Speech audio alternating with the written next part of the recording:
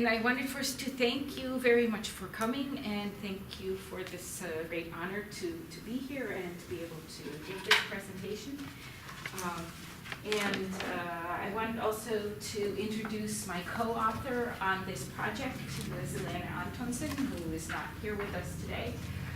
And I wanted to tell you that further on in this talk, so don't run away, further on in this talk I am going to make a comparison between Northern Saami and Russian, because I think there's some important light that the North Saami possessive construction can shed on the, what we call the new vocative in Russian, novy vocativ, like sash, din. So, yeah. So a little bit about North Saami.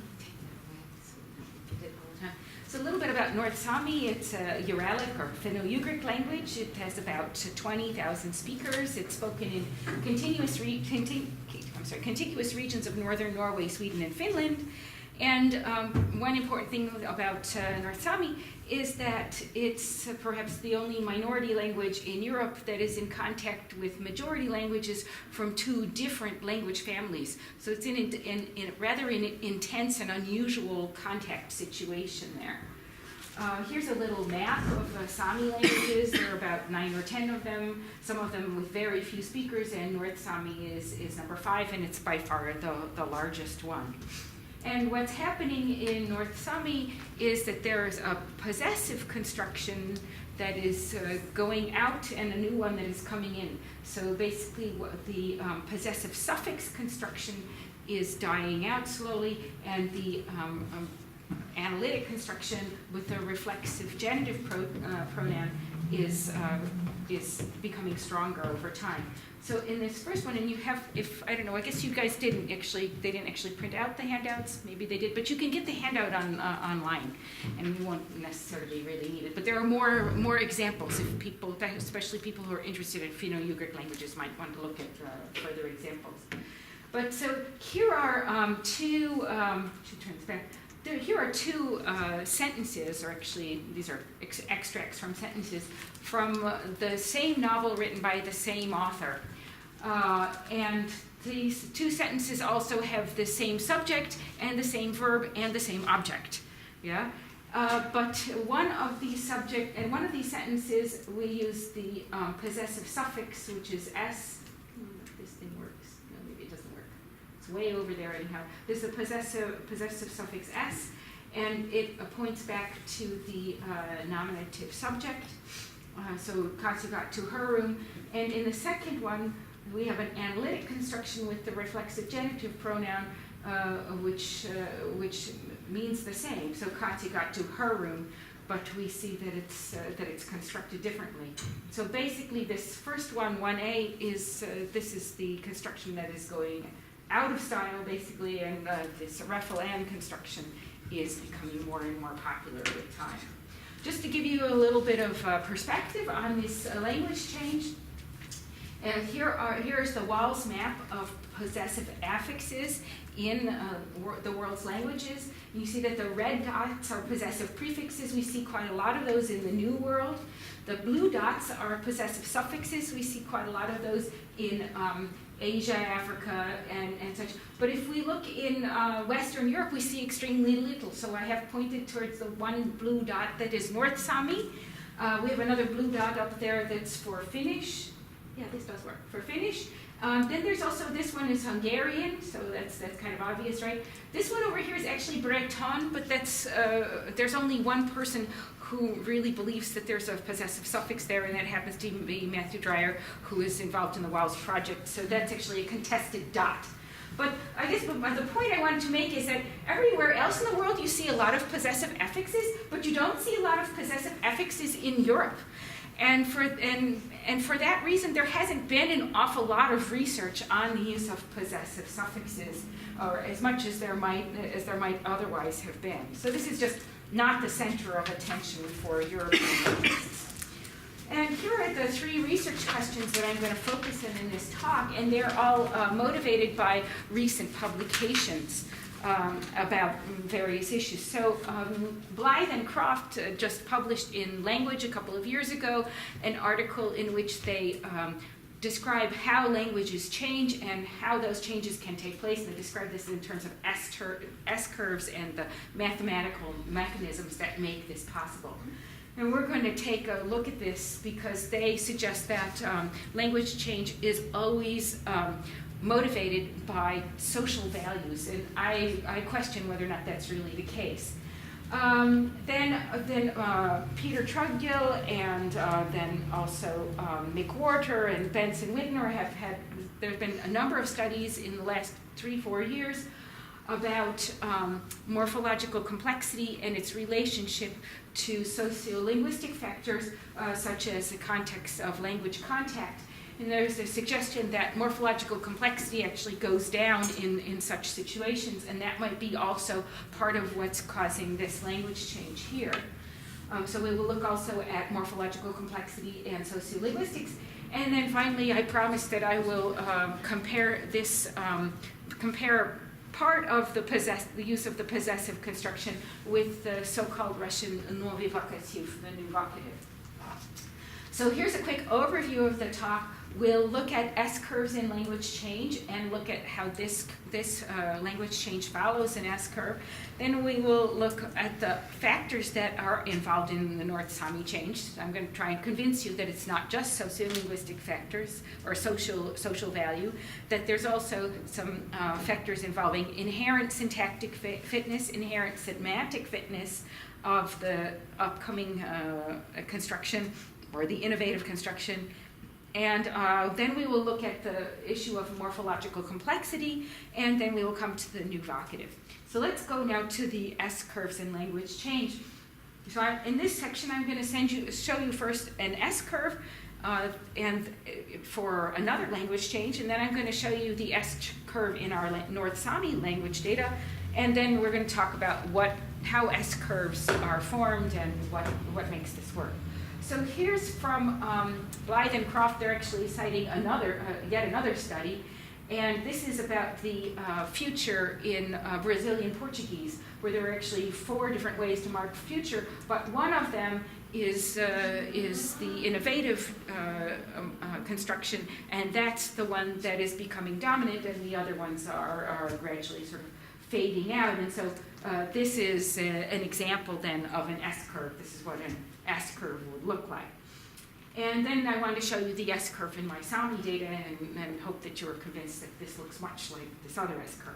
So in the Saami data, we spent about 3 years gathering data on Saami possessive constructions, and we have them from 3 different sources. So we have about 500,000 words from literary texts, representing 3 age groups and also 2 geographic regions. The geographic regions will become important later because the North Saami is in contact with Finnish in the east and with Swedish and Norwegian in the west. So in here we've found over 2,000 examples, and we've done full analysis of all of those examples by hand. I'll get to all of the tagging a little bit later. We also have a relatively recent translation of the New Testament. Fortunately, we have it in a digital version.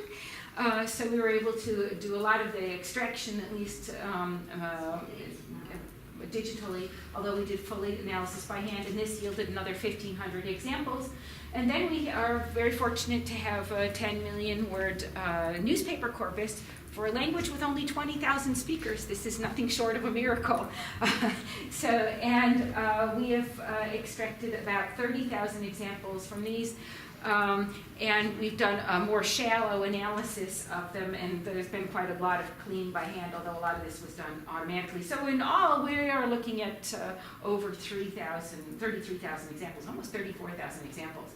But the S-curve, I have to look at longitudinal data in order to show you an S-curve, and the only longitudinal data that I have here is the data from the literary text. So our S-curve is from this data. So I want you to remember what this S-curve looked like, and now I'm going to show you my S-curve. So I hope that you're convinced that this looks like an S-curve.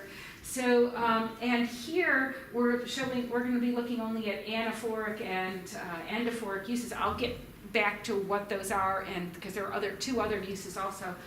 involved, but we will get back to that. But here's the S-curve. Basically, I've plotted here the year of birth of the various authors represented and the proportion of the innovative construction that is used. So, and we have them in 3 groups. Here's the old group, which is kind of a large group. And this was really like the first group of people, of actual Saami people who published things that they had written in their own language. The Saami language did have an orthography and was published in for a long time before that, but not by Saami people. So it was done by missionaries and such. And then there was actually, there actually was, you can see there's kind of a break there. There was a break of a period during rather intensive suppression of Saami culture, and there wasn't hardly any publishing done. But then we come to a what I call the mid-generation, which are people about approximately my age, and then we have the young generation, which are people in their 30s, early 30s actually. So, so this is the data that we have here. And here's another visualization of this data, also compared with the other types of data we have.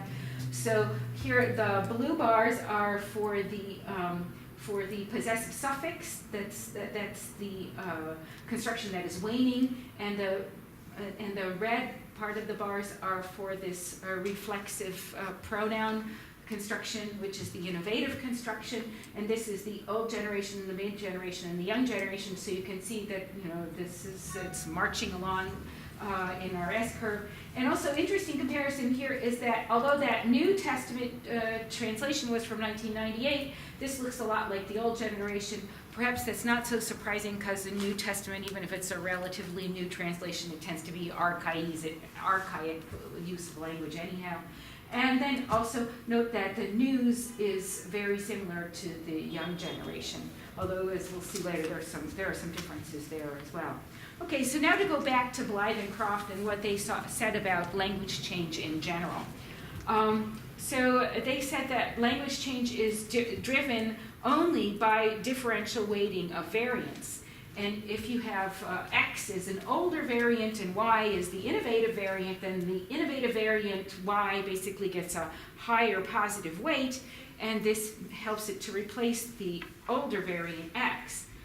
And they go to a great deal of effort. This is the main point of their article, is to show that only differential weighting can mathematically produce an S-curve. This is the only way that they can understand that such a change could take place. So other types of models that people have suggested for language change apparently do not produce this S-curve shape.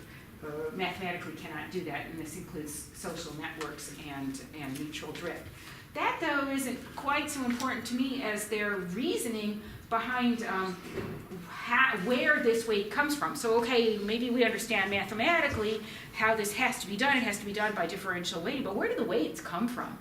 And their suggestion is that it's 100% social value that is the source of differential weighting. And so they suggest basically that it works like this. So you have a speaker, the speaker produces the innovative variant Y, and because the speaker has high prestige, I guess because she has a diploma, then the high prestige of her diploma is transferred to this innovative variant, and that gives it this positive weight that causes it to be adopted by more and more people.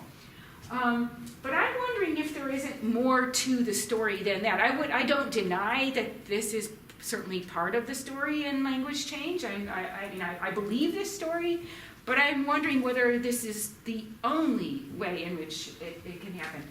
I think that they were looking a lot at phonological changes where it often doesn't make sense to say, for example, that "duh" is better than "tuh." But for other types of changes, there might be some inherent and conditioned values. So I'm asking, can there be inherent fitness values? Can one form be better adapted to the environment?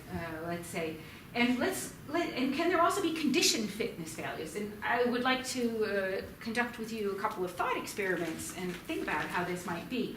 So here's our thought experiment 1. In thought experiment 1, we have variant X that's used over 90% of the time, at least in the beginning, but it's restricted to 3 contexts, A, B, and C, and actually Y can always replace it if you want to. But variant Y, though it's relatively rare, it's used less than 10% of the time, it can be used in all 3 contexts that X can be used in, plus contexts D and E. So Y actually has an inherent fitness advantage because it can be used in more contexts, which doesn't deny that it might also gain some social value, but that's not necessarily the whole story. So that was thought experiment 1. Let's look at thought experiment 2. Here we have a situation where variant X is morphologically very complex, and because it involves all kinds of morphophonemic alternations. And variant Y avoids those alternations and it's an analytic construction instead. Now, under normal conditions, this should not matter because there's no reason why morphological complexity is better or worse. But in the case of a minority language that is not the sole or primary language for most of its speakers, morphological complexity suddenly is a disadvantage, and as Peter Treadgill has argued, and Benson Wintner have actually also shown with a large case study. So one could argue then that Y here has a conditioned fitness advantage, so that morphological complexity becomes something that's less favored under this situation. Oh, and of course it could still also attract some social value. So, of course, X and Y here are these 2 North Saami possessive constructions, or they're analogous to them from our thought experiments. And as we'll see later on in this talk, the possessive suffix construction is always replaceable by the analytic pronoun construction, and that analytic pronoun construction also appears in more environments. So one could say that the analytic construction has an inherent fitness advantage. And also the possessive suffix construction is much more morphologically complex than the analytic pronoun construction. So one could say that because it's so complex and because North Saami is an endangered language under this pressure from Norwegian, Swedish, and Finnish, that Refelen has a conditioned fitness advantage. And I should say that for many speakers, North Saami is a language that they've taken back as adults. In fact, of people of my generation, even the president of the Saami parliament, she's a couple years younger than I am, she also, this is a language she only heard from her grandparents' generation when she was a child, and she relearned it as an adult. And I've met many people like that. I've actually only met one person who has had North Saami as his primary language all through his life, although of course he also speaks 3 other languages as well. But under this kind of a situation, then there would be a conditioned fitness advantage to choosing the less morphologically complex item. And we'll come back to why we would consider the possessive suffix to be morphologically complex a little bit later in this talk. So, and what I want to do is suggest that there are other factors that we can look at here in the North Saami change. And there are a number of factors that many people would bring to mind right away and say, oh, you should look at frequency, you should look at the type of possession, and you should look at geography because of this contact situation. But we're going to discover that none of those are actually very important factors. And then we're going to do a cart analysis of the factors, and I'll explain that when we get to it. So let's start off with frequency. So does frequency explain this distribution? Oftentimes in a situation of language change, we observe that words that are of high frequency are somewhat shielded from the language change, and that it's the words of low frequency that are much more vulnerable to the language change. And so then, given that, we would maybe expect that the possessive suffix is better retained with words of very high frequency. So for this, we had to look at our newspaper data, because that was the only data that we have 100% digital, and we could also look at the absolute frequencies of all of the words, and also that we'd have enough data to really do it. So, and here is a graph I've done of the correlation of the log transformed word frequency for the words with this NPX suffix, and the proportion of the suffix as opposed to the innovative analytic construction. So if there was a positive correlation between frequency and this innovative construction, then, and the older construction, retention of the older construction, we would expect there to be kind of like a line here. We would expect at least these dots to be gathered along a line going in this direction. Instead, this looks like no particular real pattern. In fact, we get a statistically significant result probably only because we have so much data here, and the slope of this line is very shallow, and it's actually even in the wrong direction. So it doesn't look like frequency is playing hardly any role at all, and it's certainly not. It certainly is not correlated between. There's not a correlation between the retention of the older variant and high frequency. So that doesn't seem to work. Just to give you a little bit of a flavor of what's going on here, let's look at some of the items that are up in the higher quadrant here. These are high frequency nouns that seem to prefer the older variety. So we see that we get a lot of different kinds of words here, and I'll organize these in a table in a little bit. But obviously it's also not just older words. We have, like, this is a new word, right? It's a press release. And we get quite a variety of things here, although we do come up with some kinship terms and such. And we notice that there's some things that are particularly important for the Saami people, like their reindeer herds and such. But let's move on then to the other question, because this actually is a bit of a segue to the next question, because the next question is about alienable and inalienable possession. Because that's another thing people will immediately point to when they're talking about possessive constructions. If a language has more than one possessive construction, what we usually expect is that one possessive construction is being specialized for one type of possession and another one for another type of possession. So is NPX becoming specialized to inalienable possession? Because usually it's also the case that the older variant and the variant that is shorter is being specialized typologically to inalienable possession, while a longer, more analytical construction would be specialized to alienable possession. But that doesn't really seem to pan out very well either. Part of the reason, I think, also is because the question of what's alienable and inalienable isn't so very clear either. There's no definitive or universal boundary for this.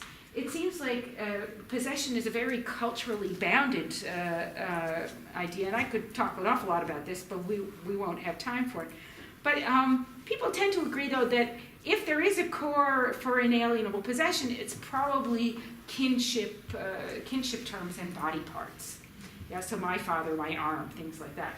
But let's go back to that table we saw here. And I've got this reorganized a little bit. These are the same words except for names. So these are all the ones that are over 50% with the possessive suffix construction. And yeah, we do see some kinship here. But some of these go down pretty low too. I mean, there's only 50% for wife, or is it 55% for wife? But then we have all of these sort of verbal creations. That's not really well, I guess those are things that you can't really give them away. I suppose if I give you my book, it's still my book, right? I don't know. But then there's a lot about livelihood here. One could also argue that these are things that one cannot give away, because this is kind of more like your status also in life. This is your livelihood. You can't really, in a sense, give it away, and your herd is made up of your reindeer. So, but again, this doesn't look this doesn't look strongly, though, like alienable versus inalienable, and it looks a little worse when we look at the other end of the scale. So let's look now at high-frequency nouns that prefer instead the innovative construction. And here, oh, I'm sorry, you can't see this so well, but here we still have humans and kin, and we have family, partner. That's much like wife and husband, parent, and then we have an awful lot of other items in here. So it doesn't. You don't get a strong feeling that it's alienable versus inalienable, anyhow, from this. And here's another way of looking at some of the same data. So here we have the distribution of these two possessive constructions across semantic classes. And here we have the three generations. We've set the Old Generation next to the New Testament because those two are very similar to each other, and Young sort of near to News and next in between mid here. But here, the body and kin are the bars furthest to the right, and again you see that they don't seem to necessarily pattern very much together. At least for the young generation, it seems like it's only like kin and human so it's kin and other human beings somehow where you have the strongest use of the possessive suffix construction. We're going to come back though to semantic classes a little bit later. But to sum up for these inalienable versus inalienable in North Saami, it's not really a clear picture here.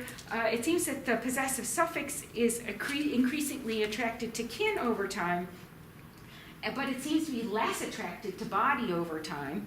And it shows no really strong pattern. There's a kind of diffuse, and also the innovative construction is very diffusely spread across all the classes. So this is a kind of more complex picture that's not reducible to alienable versus inalienable.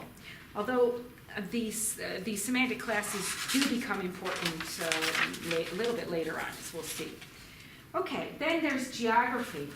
So is the situation of language contact what explains this distribution?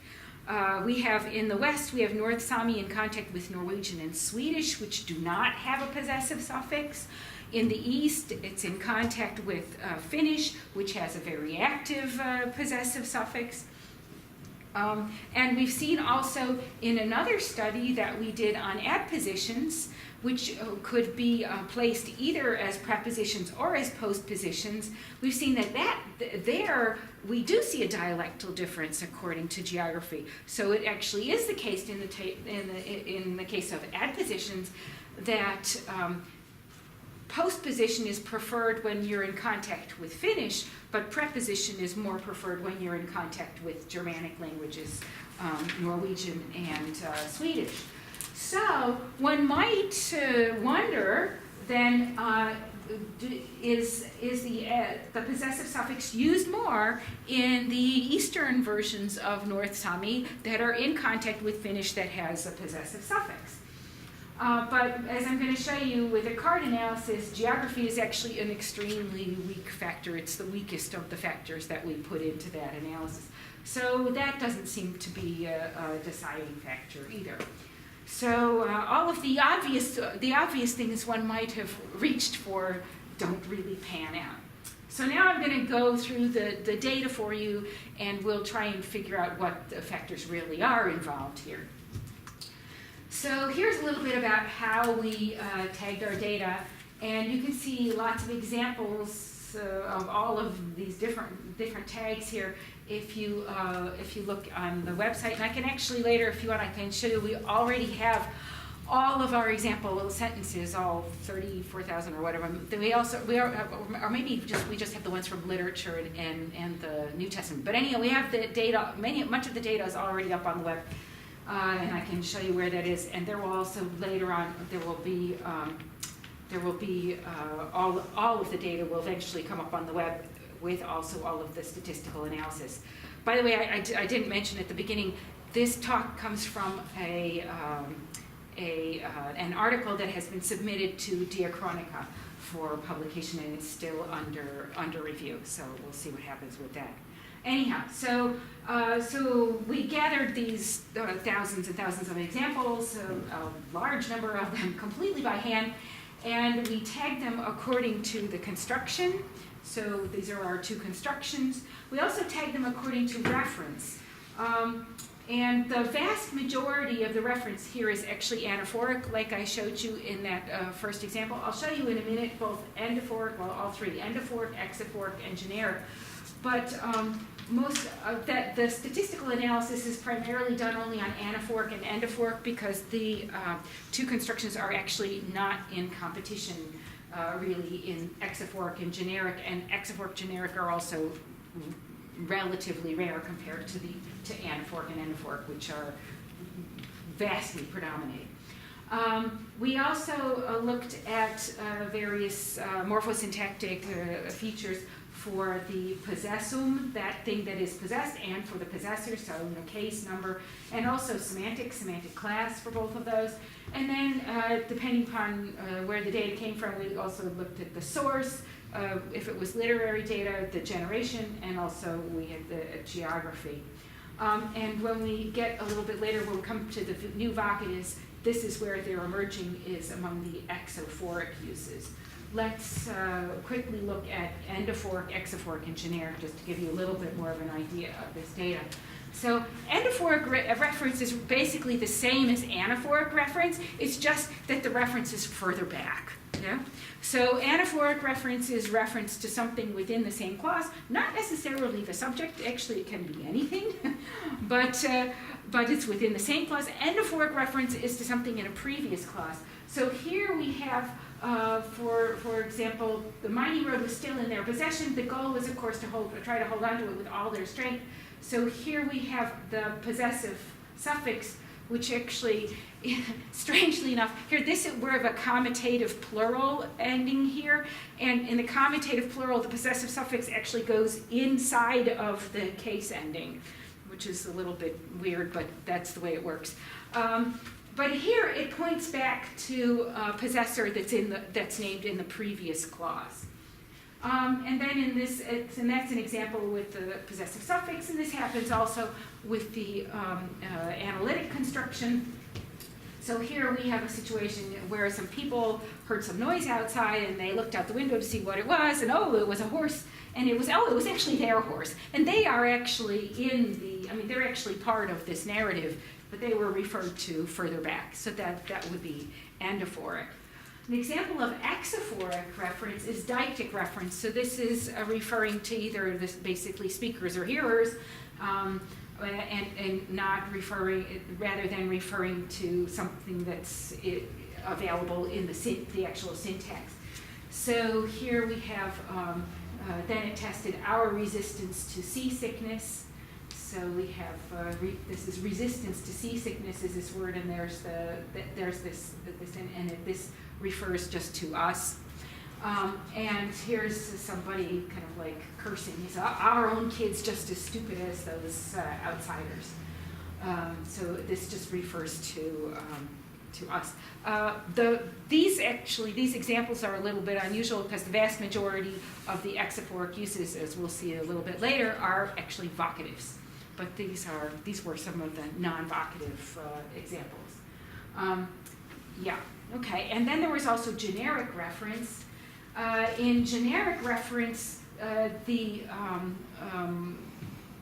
possessive suffix is extremely rare, whereas the analytic construction is very common. So, but here there's no somebody here. So it's just, many times it's so good to put one's words down on paper. And this Saami, that S there, that doesn't refer to anybody in particular. It's you and me and everybody. Yeah. And a similar thing with the third person singular reflexive genitive pronoun here. This is, it was so good, so it would have been so much better just to stay home in one's own bed. It's not my bed or your bed, it's anybody's bed. Yeah.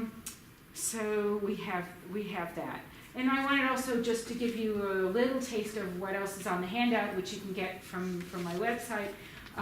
So the possessum is most often in the accusative, and here we have examples of it in the accusative.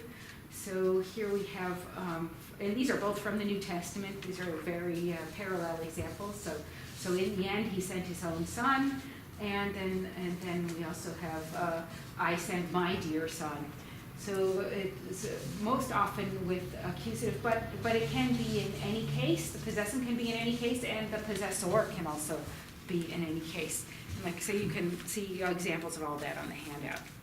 Okay, so but let's try and figure out what factors really are busy here.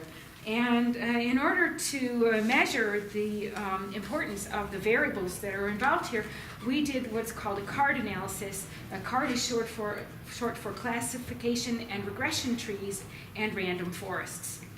And what CART does is it gives you an optimal sorting of the data. It takes all of your example sentences and sort of like sorts them according to the various tags that you have on them, and tries to get an optimal sort of the dependent variable so that you separate them as well as possible. And the results here are similar to regression, but I think they're much more, it's much easier to interpret them, and it's also better for a lot of linguistic data, because linguistic data tends to be non-parametric. In other words, it tends not to be distributed according to a normal distribution, and it tends also to have sort of like gaps in certain combinations that don't appear in the data. And this also gives, there's also an option I'll talk about in the second talk more for bootstrapping and measurement of variable importance here. So here's the card analysis for the literary texts and plus the New Testament. And basically, I don't know if you can see this so well, but up here at the top node, the first break is according to author. And here we have the authors of the Old Generation and the New Testament together, which is not surprising, yeah, as opposed to the authors from the mid-generation and the youngest generation. We follow over this side. The next most important factor on this side was the semantic class of the possessed item, and then also its case, and then we come back to author. And here we have like the results, like how many things were actually sorted into these bins. And then we can measure these various variables, and we find here that, well, generation was the most important variable. That's not too surprising because we have a language change going on. So, but aside from generation, the next most important variable actually was the semantic class, which we'll go back to a little bit more. And then also the case of the possessum and the possessor, and geography was way out there as much less important. And we did a shallower analysis also for the news. That's a little bit strange. For some reason, it didn't print out the entire formula here. But basically, this was case and semantic class, and also person and number of the possessor. And this was for the news. But again, the possessum class was extremely important, and then the possessum case came next. So we have sort of a similar pattern here, at least with these two variables, of this one being more important and this one being less important. So, well, what does this mean? I don't have really time to go through all of the details of this, but this tells us that we have a couple of really important factors here. One was the case of the possessum and the possessor, which you can think of as like the syntactic behavior here. And I'm going to argue that this has to do with the syntactic fitness of the innovative construction, and then also the semantic class of the possessum, which was actually, this was the most important factor. So let's look at inherent syntactic fitness. So here we have the case, that's interesting, sorry. Oh, I see, it's throwing me out for this. Yeah, that's all right. We'll just, because I don't want to look at that right now. Maybe it'll let me go back to this? Or maybe it won't. No, it won't let me go back to that. Sorry, guys. Just close the window. I'll just kill it. There we go. Okay, so, yeah, I think maybe we'll speed through some of this. So we have the case of the possessive and the case of the possessor, and what we're going to see in both instances is that is that the innovative construction is more versatile and actually predominates for the non-prototypical uses, and this seems to give it a leg up. So it's basically the default that you reach to when you're in an unusual situation. That's the one you go for. And also that the possessive suffix construction is always replaceable, whereas the innovative construction is not. So here we have the possessum case, and you see that, as I told you, the majority for both types is the accusative. But notice that you have a completely different situation with nominative and essive. For the possessed item to be in the nominative case is a little bit unusual, right? I mean, usually we talk about, having our possessions or something of our possessions, but the possession itself being when you've got an anaphoric, relationship to the possessor, that's a little bit unusual. We don't have an awful lot of data there, but we have less data there, but it's predominated by this analytic construction. And the same goes for the essive, although the essive is very rare use case for this possessive. So what we see is that the innovative is robust in all uses. I mean, it's well attested everywhere, and it's particularly strong where possession is a little bit unusual in the non-prototypical cases. So, and here's that same data. So here again is, for example, the accusative. We see that this is strongest regardless of whether you're using the suffix or the analytical construction. But for these, here suddenly the analytical construction is much, much stronger. And similar thing for the possessor case. The prototypical case for the possessor, of course, is to be the nominative or to be the subject of the verb. Because the subject of the verb is marked on the verb, you don't have to have a pronoun there if you don't have a noun. But and the vast majority for both constructions are of this type.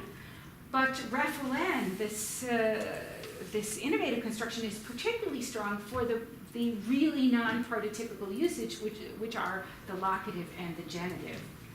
So here's the prototypical usage, both are really strong there, but go down to the locative and the genitive, and this is where the referend really stands out as being kind of the choice. So, yeah. So, and although I won't go through this much, there's also the suffix. The possessive suffix is replaceable almost always. So you can get away without it. And being a non-native speaker of North Saami, I also get away without it as much as I can. So you can get away without it. You can get away without it in various ways. You can replace it by the referend. You can also replace it in many situations, especially with third person, with a genitive pronoun. And you can replace it, you can just leave it out altogether. But the converse is not true. There are situations where you don't really have a choice and you have to use the innovative construction because using the possessive suffix construction it doesn't work, and we don't find any examples. It's unattested. So for syntactic fitness, we find that the innovative construction is well represented across the full syntactic spectrum. It's predominant in the peripheral uses. The older possessive suffix is always replaceable, whereas sometimes the innovative construction is actually irreplaceable. And recall also that this innovative construction is basically the only one that's used in generic reference. It's very rare to have the old one for generic reference, which is also a type of kind of impersonal use. So we can argue that there is syntactic fitness going on here. Semantic thickness. The distribution across semantic classes for the possessum, here we see that the possessive suffix focuses on core possession of kin, particularly kin and some body and property, and this grows tighter over time. It kind of narrows down to mostly kin and human, whereas the reflexive pronoun construction was even all across and remains fairly even. So it doesn't seem to be so specialized. And we found that this was actually the most important factor in CART. So you see, especially as we get down to this younger generation, that it's kin and human here that stand out. And even in news, it's kin. Okay, we talked about morphological complexity in the beginning, and I want to convince you that this is much more morphologically complex. In other words, the suffixes. And I already talked about the fact that this is a language that's under intense pressure in terms of language contact, and that many of the adult speakers have reclaimed this language, so as adults. And that we expect there to be morphological simplification, given several recent studies in languages that have this kind of sociolinguistic situation. So here we would expect there would be conditioned advantage for the morphologically simpler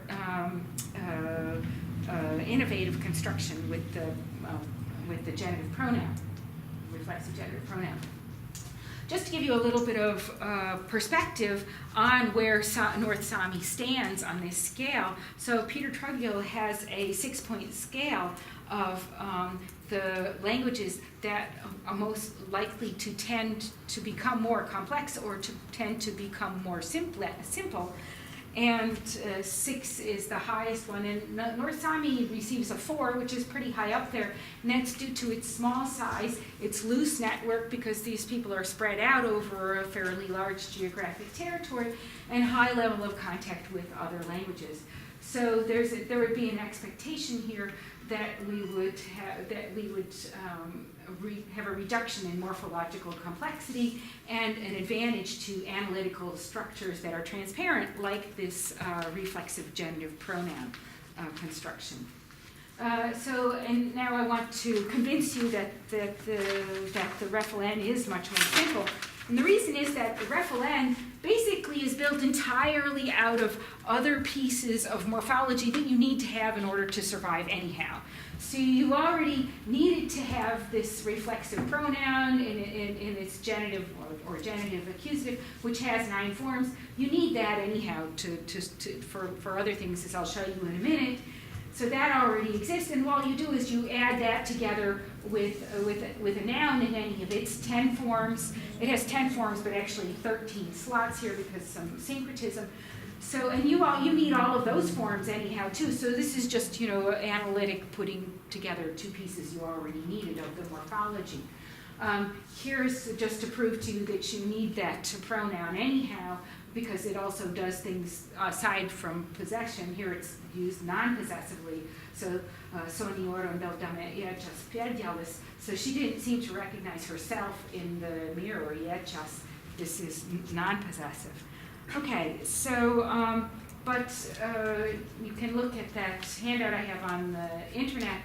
I can't go through all of the detail here, but believe me, this use of this possessive suffix is excruciatingly morphologically complex, such that non-native speakers would want to avoid it. Basically what happens is adding that possessive suffix takes a paradigm that was 10 forms or 13 slots and makes it into 91 distinct forms and 130 slots. And you get along with that lots and lots of morphophonemic alternations. So you have morphophonemic alternations in the possessive suffix itself, which depends upon what type of stem you add it to. Then you have unique changes in the case endings that are caused by the possessive suffix. You probably remember we had that example. She went to her room. There was latniasis or latni. Well, as is the same form as e because of the possessive suffix. I mean, this goes back into the history of the phonology of this language. But so you have to, all of these messy changes. There are also there are also morphophonemic alterations that occur in the stem due to this. And then I showed you earlier an example of sometimes you even have to stick the possessive suffix inside of a case ending. So it's very messy. And you know, a non-native speaker in their right mind doesn't want to go there. So there's good reason for wanting to simplify this if you're a non-native speaker at least. Okay, and then I promised a comparison with the Novi Vocativ in Russian.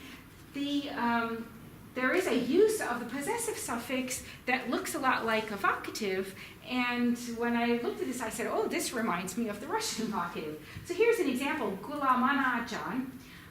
So we can parse this word as literally the word for child. This is a diminutive suffix, and then here's the possessive suffix. So listen, oh my little child. And this is the majority of the uses that we find with exaphoric reference. It looks much like a vocative. It's used vocatively, and it's used a lot also with imperatives and such. And this claim that a possessive construction could develop into a vocative is not unprecedented, because this has been found in other languages. So, for example, there is a first-person singular possessive construction with close kinship terms, also in a language called Nanti, spoken in the Peruvian Amazonia. And what I'd like to suggest is happening here is that we have our nominative, our noun paradigm, in which you add like a whole other dimension if you add on your possessive suffix. It's robustly attested in here, in all of these cases. Essive in general is fairly rare, so let's leave that aside. But now let's look at those two nominatives.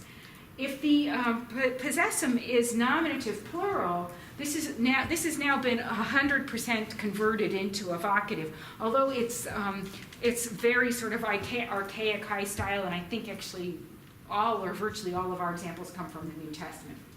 So that one's already completely converted. The singular is mostly converted. So the vast majority of these are. And what I think is happening here is actually these forms are sort of like undermining the paradigm by moving out of the paradigm. And this is causing further collapse of this paradigm because they're becoming something other than part of the nominal paradigm. And here's just to give you a little bit of a flavor of some examples of this exaphoric vocative. These are just the examples from literary texts. A lot of things with names, but here, basically, aside from Jesus, it's always John. You know, my little Katya John. There's a whole novel, by the way, Katya, which is called Katya, where we took a lot of our examples from.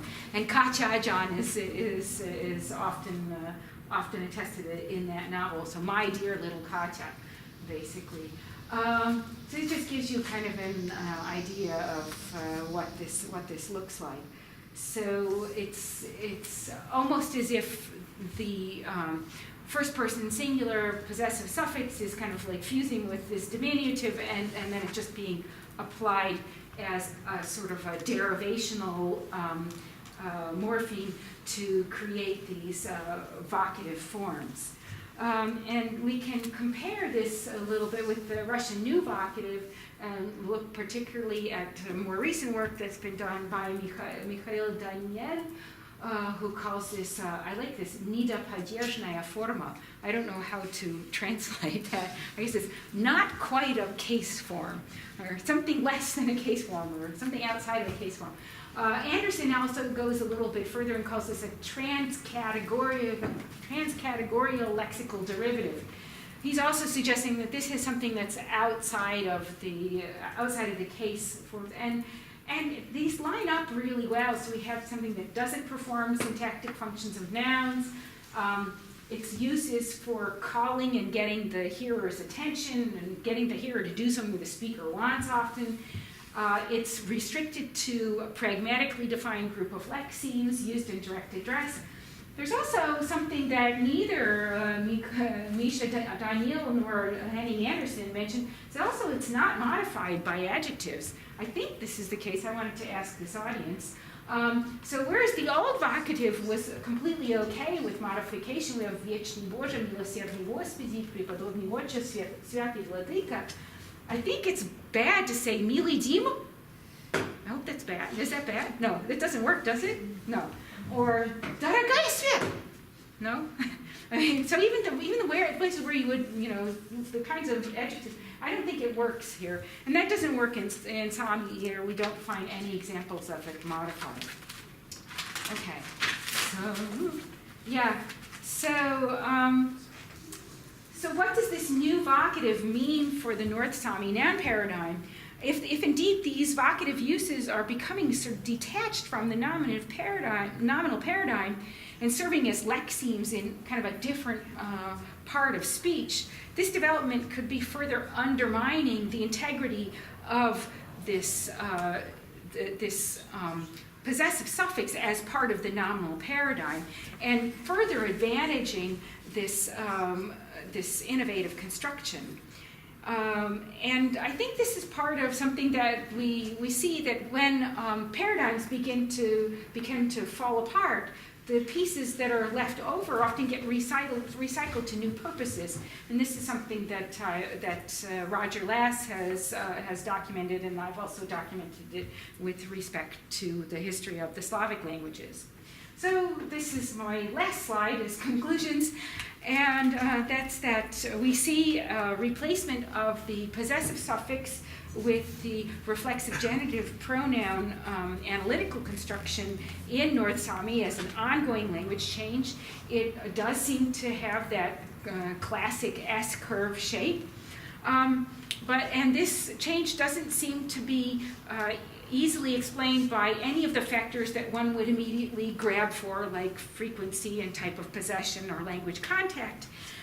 Instead, it seems that what's happening here is that this innovative construction is a lot more flexible, giving it some syntactic and semantic advantages. It's morphologically simpler, which in the case of when you're in a situation of language contact would also give it an advantage.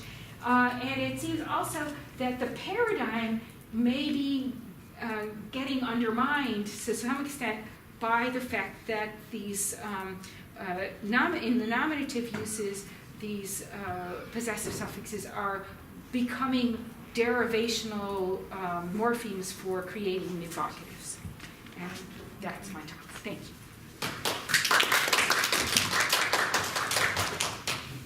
Question? Yeah, I have a question about the possessive markers of the second person and the third person. It's typical of these markers in Analytic to develop non-possessive functions like to express definiteness or topic or whatever. Is it the case of North Saami? No, I've heard about this and the answer actually is no. It does not seem to be becoming a definiteness marker.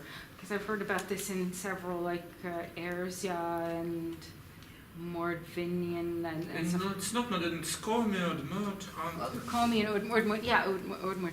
But no, it does not seem to have a definiteness function. So the shift to some other category happens only in the case of vocative, but it seems only in the case of this vocative with the first person reference.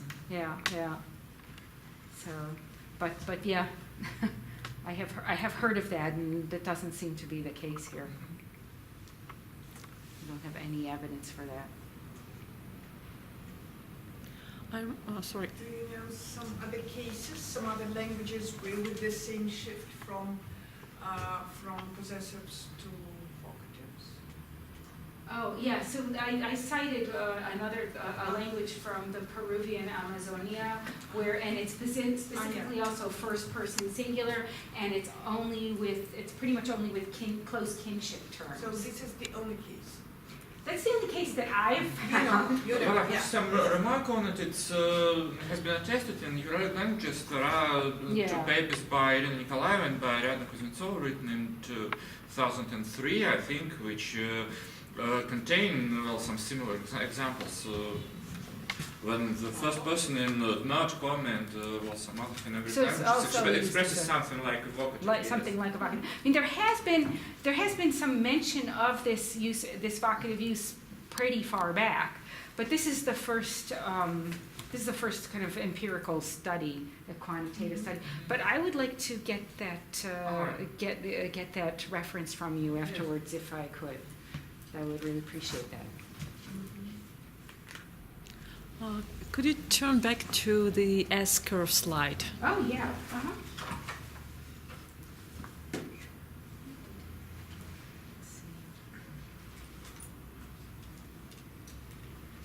This.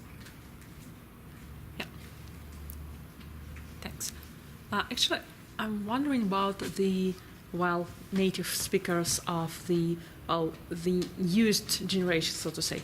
I can see that a person named Miena. Yeah, it's sounds like Miena. that. It seems that it. He uses very little of okay. of the older version. Yeah. So how could you express such a dispersion of but actually we have just two speakers. We have only two writers. And unfortunately, actually, for the youngest generation, this is also important. For the youngest generation, both of these speakers come from Caucasian area, so they're both from the Western. There is nobody of the younger generation who has published any prose. I'm serious. We did everything except like go house to house. From the Tana area, which is really strange because from the Finnish side, like these are two of the. I don't know if it's these two writers here. They're from the Finnish side. They're from this Tana river area, and they are two of the most famous Saami authors who've been the most prolific. But somehow, but these are people my age. Somehow their children don't write. There is one person who writes poetry, but poetry it's not. I'm not going to get 100,000 words out of that. And it's a different genre than everything else that I have. So yeah. What about this revolutionary? I would say J. Turi. Yeah, Johan Turi. Yeah.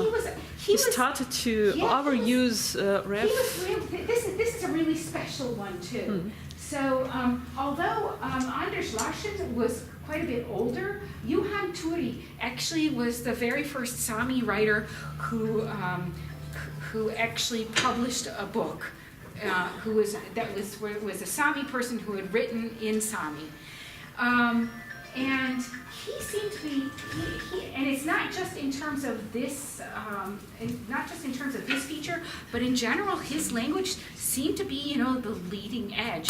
He seemed to know where it was going, and you can see these are spread out a bit, but.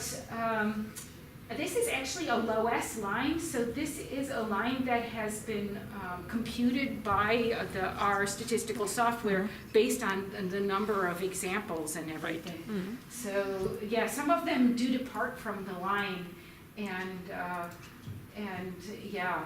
So actually, this author I've met in person. She's now, I think she might have just had her 31st birthday. Mm-hmm. She's from the Kautokeino region. She actually grew up in a reindeer herding family, but she's a multi-artist, extremely interesting person, very different. And what she writes, I think, would be considered real literature. This is, I don't know, this was a novel about a young boy who got involved in narcotics. It was not a great piece of literature, I think. It was also maybe much more like spoken language. some of the few places where we find NPX examples in that novel are actually when he's repeating things that he's heard in church or just citations. He's reciting things, so it's not. Yeah, there's very little there. Yeah, Peter. Thank you, Laura. In fact, I'm not 100% convinced by your fitness case. And I've got several questions. The first one is, could you please tell whether the second construction, what you call reflexive construction, whether it is, what is its origin? Is it attested in other Saami languages? Is it a pre-contact construction at all? Oh yeah, I believe. Well, of course. Now I do Saami sort of as my hobby, so I'm not really a Uralist, and I'm not really such a great expert. But I can tell you a little bit about it, and it has been around for a very long time. And I can tell you a little bit about. Let me go back to an example. So what this is. So this part is the pronoun. Yeah. And this is the reflexive pronoun, like sibya, right? And this part of it actually is the, that is the possessive suffix. So it actually contains the possessive suffix in it. And you can actually see that transparently in all of these other ones. So, but that construction has been around for a long time. It was at very low levels, and it's sort of only taken off in the last couple of generations, apparently. A second. Where did I wanted to show you another. Sorry, here it is. I wanted to show you this one. So actually, that's the first person singular possessive suffix. There's the second person singular, third person singular, etc. Yeah? So it is itself a morphologically complex item. Yeah. Yeah, that's clear. But for instance, I don't know Finnish, for instance, but for example, Hungarian does not have this kind of construction. Well, for what I know, you can simply not express possession without possessive suffixes. And in many languages which have morphological expression of possession, even if you add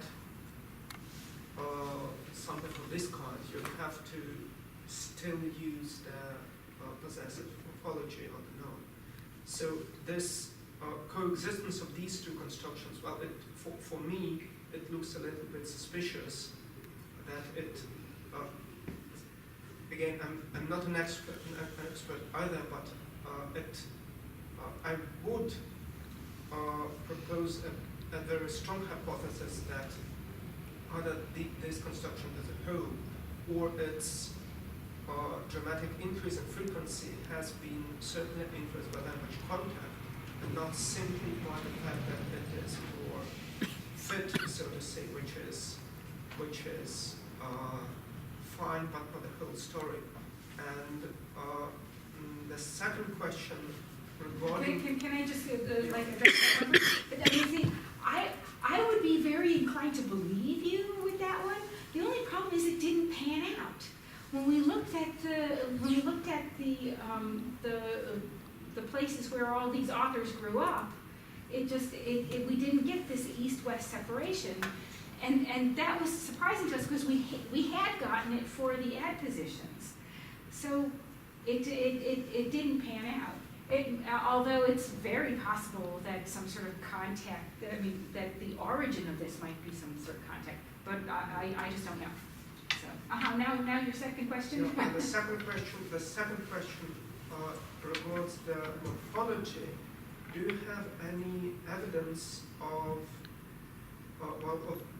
the breakdown of the morphological system beyond the decrease of frequency? For instance, do speakers of Saami make errors in producing the forms, the ability Or to do they just morphologically avoid very them? complex forms. Yeah, or do they just avoid them? Or- Do they make errors? Okay, so,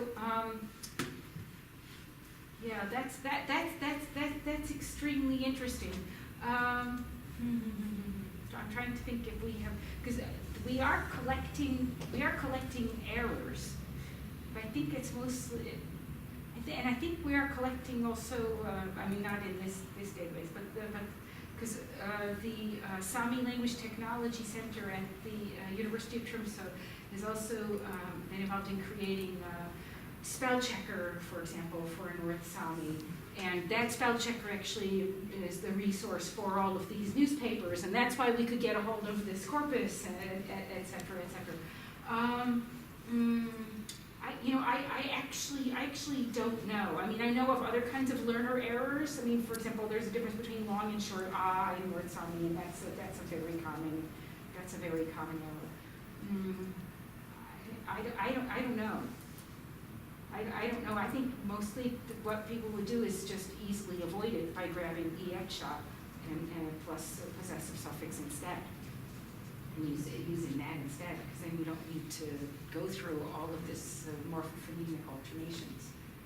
Yeah, but if you want to look old style and literal, then you might try to one might try to produce something of this kind and get it wrong. It's probably not, but Yeah. because actually, it would be interesting interesting to know well, they do avoid it, but do they still acquire it? Yeah. No, I mean, it's extremely limited. I mean, if we go to, I guess, the way I got interested in this is that I overheard one linguist talking to another, and neither of them knew any actually spoke any Saami and could read any Saami. So there was basically two generativist linguists in the room, and one generativist said to the other, well, how do they do possession in Saami? And the other one said, oh, they have this possessive suffix, and blah, blah, blah, blah, and he went on and on, and he described, this thing that he'd learned and read in some grammar book, and I was like, well, but what about the genitive reflexive pronoun? And this guy looked at me and said, well, I've never heard anything about that. And I said, well, but I mean, I said, I just read it, I just translated an entire novel. I think I found, 7 examples of the possessive suffix and like lots and lots of examples of the genitive pronoun. But that one hadn't much been described. In general, this language change hadn't much been described. So, yeah. I don't know, my sense too is when I look at the examples of the older generation with this pronoun, is that it was very emphatic. That it was one's own item for the older generation, where it's become more neutral. It is also possible, and we have in another study that we published in Saami, it's also possible to combine these things. So you can combine them in 3 ways, especially in third person. So you can combine the possessive suffix with the EHA form. You can use both of them together. You can combine them, and you combine each of those with the regular genitive pronoun, like su, his, her. So and make emphatic ones. But I wonder how far back those go, because it seems to me the EHA one was somehow more emphatic. But that's kind of a gut feeling, and it's kind of hard to prove too. I mean, it's just kind of situations like, well, blah blah blah, and then they got their own horse, and then they could do this. But whether or not, there is another question. Yeah, and if I have a possessive pronoun, like the third person pronoun or second person pronoun or something like this, is the possessive affix obligatory on the head now? If I have the Construction with, not with reflexive possessive, but with some other possessive pronoun. If I have an NB, when I have possessive pronoun plus noun. So Is the like, possessive no, okay, so there aren't any possessive pronouns of that sort. So you could have a genitive, you could have a genitive or pronoun. genitive, maybe. Yeah, okay. Genitive plus. Okay, no, it's not You it's not put it obligatory amid. at all. You could, in fact, And, it's very normal to use it without it. and then That's maybe actually it's just easier. maybe the alternative construction to the construction with possessive affix, just to omit the affix and nothing Yeah, else. and we tried to collect that data too. So it's very possible to just say, for example, he waved hand, and you don't have to say it's his hand. Because it's Or quite he broke his leg. You don't have to say his leg, he broke leg, right? But the thing is, when you start going to collect that, all of a sudden you begin to wonder, like, I mean, everything can be possessed after a while. You begin to collect like every single sentence. I started trying to do that, and I was like copying out an entire novel, because you say, okay, he got into the car. Was it his car? And then he walked up the steps. Were they his steps? And then he saw a friend. Was it his friend? And then it's just every single sentence begins to look like it could potentially have some possession in it. So what we did was we restricted ourselves just to these two overt types of markers and compared them. And it's really clear that the distribution has changed dramatically in 3 generations.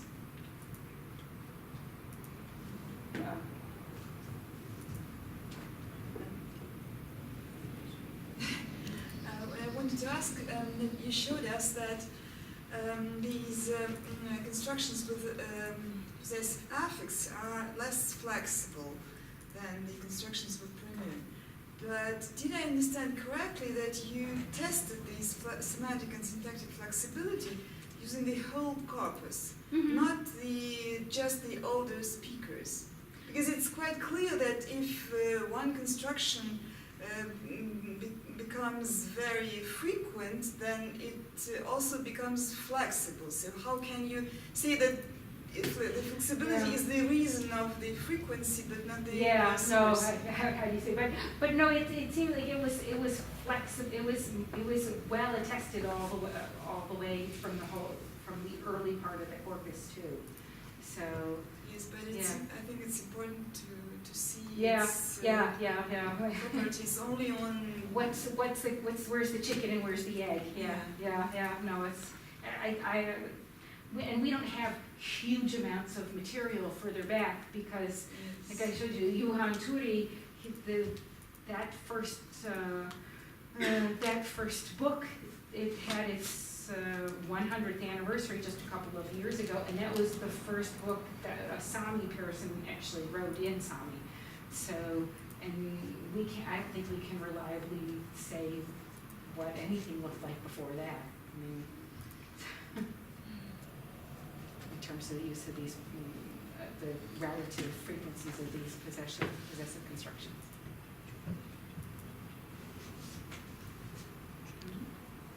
Yeah. You have said that in the eastern varieties of North Saami, they are in contact with Finnish and under its pressure, and that in Finnish there are active use of possessive suffixes. Actually, we can see the process of loss of possessive suffixes in standard colloquial Finnish. Speakers of Finnish omit them and change the construction, change it into the construction with genitive of personal pronouns. Do you have any data on Finnish or some other? No, I don't. I mean, I have asked some Finnish speakers, and they seem to be happy to put possessive suffixes in all of my examples, but no, actually, literary Finnish.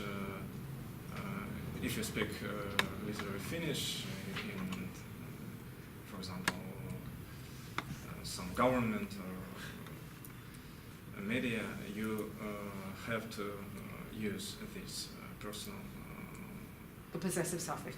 possessive suffixes, but in colloquial Finnish, speakers just omit them and speak, instead of koirani, my dog, speak mun koira or minun koira. Yeah, I have heard something about that, but I also, I mean, this is just anecdotal. You know, Jussi Ilikoski, who speaks both Finnish and North Saami, he says, you know, for him it's a very big difference. He feels like the North Saami possessive suffix is much weaker than the Finnish one. But then also his Finnish might be extremely literary. I don't know. Okay, but in Estonian, for example, It's gone. this process. It's done. Yeah. Do you have any evidence of? Yeah, no, that would be It's very definitely interesting to look at how it was lost in Estonian. I mean, I know that possessive suffix was lost in Estonian, and I don't know much about that process. Yeah. And There's a lot more did things I I can look at. understand correctly that the great use of reflexive pronouns in nominative and essive does not correlate with some syntactic functions of these cases? It does. Yes. Of course it does, yeah. Which